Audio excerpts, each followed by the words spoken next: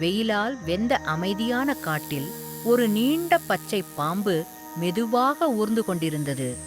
வானத்தின் உயரத்தில் ஒரு வலிமையான பருந்து சுற்றி பார்த்துக் கொண்டிருந்தது. அதன் கூர்மையான கண்கள் கீழே நகரும் பாம்பை கவனித்தது. இதுதான் இன்று என் இரை என்று நினைத்தது பருந்து. ஒரே வேகத்தில் கீழே பாய்ந்தது. அந்த நொடியில் பாம்பு சாமர்த்தியமாக ஒரு பெரிய கல்லின் அருகே சுருண்டது. தலை உயர்த்தி தைரியமாக சிச் என்று சத்தமிட்டது. ஒரு கணம் பருந்து தயங்கியது. அந்த சிறிய தயக்கமே பாம்புக்கு ஒரு வாய்ப்பாக மாறியது. பாம்பு விரைவாக கல்லின் பின்னால் சென்று ஒரு சிறிய ஓட்டையில் மறைந்துவிட்டது. சில நொடிகள் காத்திருந்த பருந்து அமைதியாக மீண்டும் வானத்தை நோக்கி பறந்தது.